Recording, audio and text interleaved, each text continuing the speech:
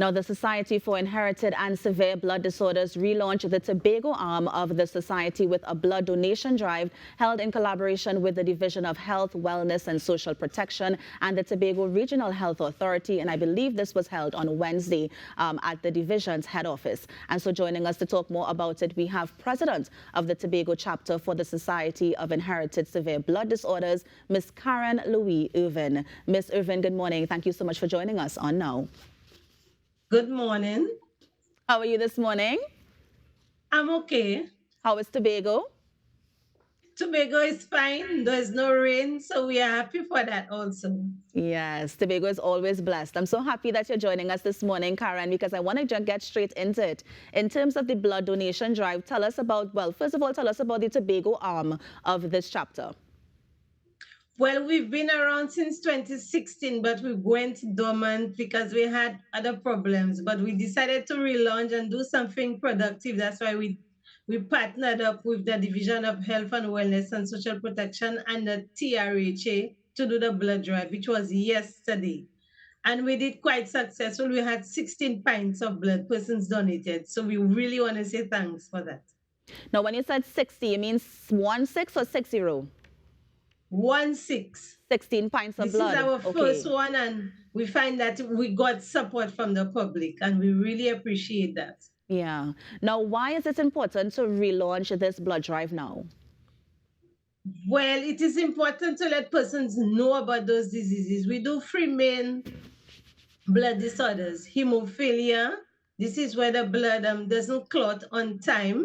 We do thalassemia, where the red blood cells are not being formed. So those persons have to get a top up of blood until they get a bone marrow transfusion. And sickle cell, where those persons also need blood. So we know it's important for us with blood disorders to do the blood drive. But also there are elective surgeries that has to be put off because there's no blood. Also cases of motor vehicle accidents, blood is required. So we found it was a good thing to do. Now, you are the president of the Tobago chapter. At any point in time, do you also collaborate with, is there a Trinidad chapter that you collaborate with in case there is, yes, in case yes, we work hand in hand. Mm-hmm. They actually on Sunday, I want to promote their walkathon one time. On Sunday at 6:30, there's going to have a walkathon in Port of Spain. Yeah, around the Savannah. So there's going to be one this Sunday around the Savannah, or there was one? Yes, there's going to be one in Trinidad. Right. Interesting.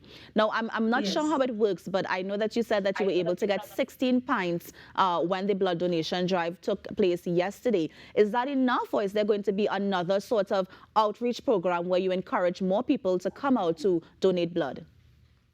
Actually, it's an ongoing program. Our target is to get 700 donors island-wide to give blood voluntarily. So we have just started. This is just the first of many outreaches that we are doing. Yeah. Now, your target is 700, but you've only gotten 16. Is the association looking at any sort of outreach initiatives that you can probably encourage people to come out and donate blood?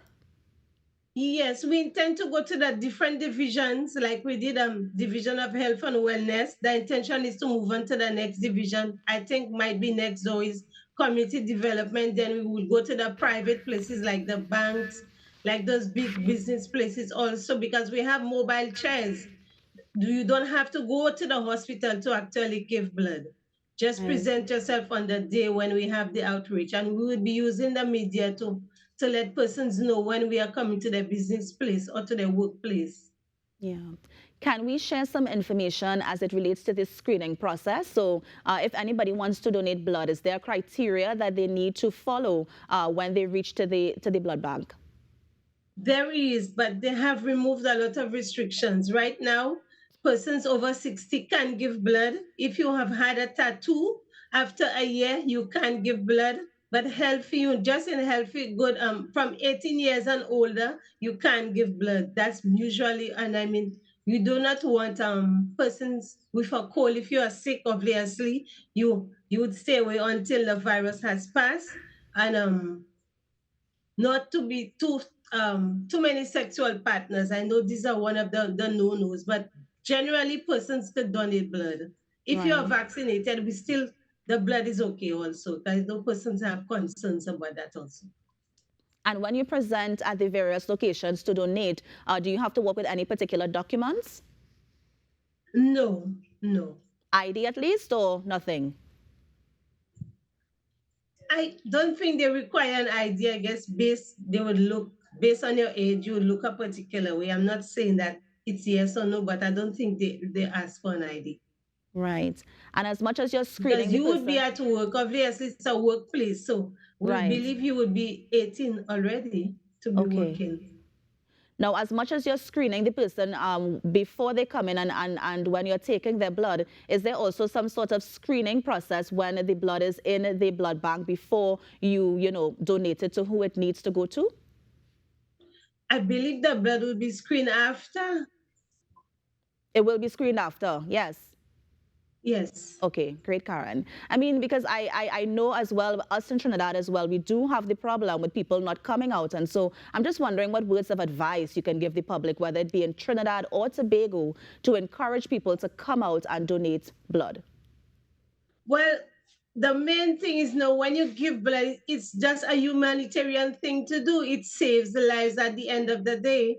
And you never know, it may even be your own life that you save. So giving blood should be something normal in bigger countries, it's a normal thing to do.